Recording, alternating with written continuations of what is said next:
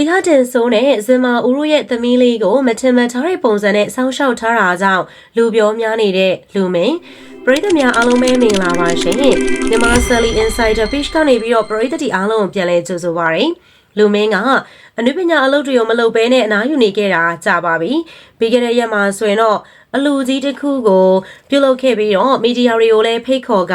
အနုပညာရှင်တော်တော်များကိုလည်းသူ့ရဲ့အလူပွဲကိုဖိတ်ခဲ့တာဖြစ်ပါတယ်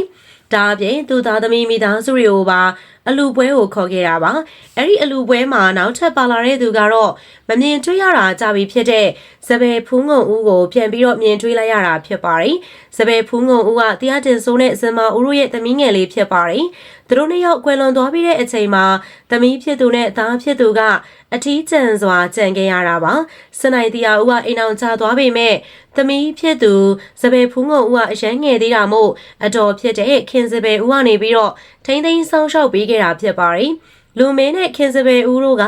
တရားတင်ဆိုးရဲ့သမီးလေးကိုသူတို့သားသမီးတွေနဲ့အတူတူခေါ်ထားခဲ့ပါတယ်။ဂျားထဲမှာမီဒီယာရှိလဲမထွက်တာမို့ဘလို့ပုံစံဖြစ်နေတယ်ဆိုတာမမြင်တွေ့ခဲ့ပါဘူး။အလူပွဲမှာတော့တရားတင်ဆိုးရဲ့သမီးလေးပါလာခဲ့တာဖြစ်ပြီးတော့မထင်မှတ်ထားတဲ့အရွယ်ကိုရောက်နေပြီဖြစ်ပါတယ်။တရားတင်ဆိုးကွယ်လွန်တဲ့အချိန်မှာတော့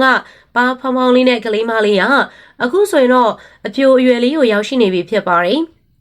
ဒါအပြင်မျက်နှာလေးကလည်းအရှင်လောက်မဖောင်းတော့ဘဲနဲ့ပိန်သွားခဲ့ပါတယ်မျက်နှာလေးကနာမည်အတိုင်းဖူးဖူးငုံငုံလေးဖြစ်နေပြီးတော့ချစ်စရာကောင်းပြီးတော့အများကြီးချောလာခဲ့တာဖြစ်ပါတယ်။စပယ်ဖူးငုံကမျက်နှာလေးချောင်ချသွားပြီမဲ့ခန္ဓာကိုယ်ကတော့အနှဲငယ်ဝနေခဲ့တာပါ။ခန္ဓာကိုယ်လေးဝနေတာပါ။ဝေးလေးကျသွားမယ်ဆိုရင်တော့ပို့ပြီးတော့ချစ်စရာကောင်းနေမှာဖြစ်ပါတယ်။အရင်ကနဲ့မတူတော့ဘဲနဲ့အများကြီးပြောင်းလဲသွားခဲ့တာဖြစ်ပါတယ်။လူမင်းနဲ့ခင်စပယ်ဦးတို့ကတူမဆိုပေမဲ့ခွဲခြားမဆက်ဆံမဲနဲ့တေးသေးချာချာပြုစုဆောင်ရှောက်ပေးခဲ့လို့သာအခုလိုမျိုးလှလှပပလေးနဲ့အရွယ်ရောက်လာတာဖြစ်ပါတယ်။တောက်ပြောင်နေသလိုမိဘအရှိအမြုံအောက်မှာနေထိုင်ရသလိုပဲပြည့်စုံနေတာဖြစ်ပါတယ်။ဒါအပြင်အလူပွဲမှာဆိုရင်လည်းသူသမီးနဲ့တန်းတူထားပေးတာဖြစ်ပြီးတော့ဆက်ဆံနေတာကိုလည်းအထင်းသားမြင်တွေ့ခဲ့ရတာဖြစ်ပါတယ်။အလူပွဲမှာဝတ်ဖို့အတွက်လည်းသမီးဖြစ်သူနဲ့အတူခင်စပယ်ဦးတို့ဝတ်ဆင်သလိုပဲဂျိတ်ထမိန်တွေကိုစပယ်ဖူးငုံဦးလည်းဝတ်ဆင်ထားခဲ့တာဖြစ်ပါတယ်။ပရိသတ်တီကတော့လူမင်းတို့မိသားစုကစိတ်ထားပြေးဝသူတွေဖြစ်လို့အခုလိုမျိုးစောင်းရှောက်ပေးထားတာလို့သတ်မှတ်နေကြတာပါ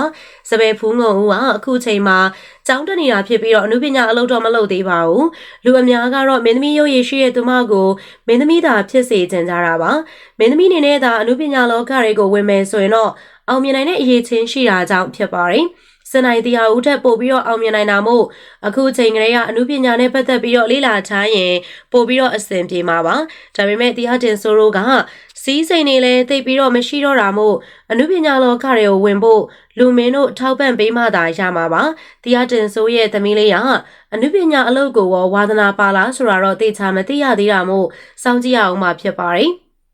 သမီးလေးကိုအခုလောက်ထိလာလိမ့်မယ်လို့တော်တော်များမထင်ကားခဲ့ကြဘူးဖြစ်ပါတယ်။စနိုင်တီအောင်နဲ့တူမယ်လို့ထင်ပြီးတော့မေ့ရော်ပြီးတော့ခယူးမဆိုင်ပဲနေခဲ့ကြရလဲဖြစ်ပါတယ်။ဒါပေမဲ့အခုတွေ့လိုက်ရတဲ့အချိန်မှာတော့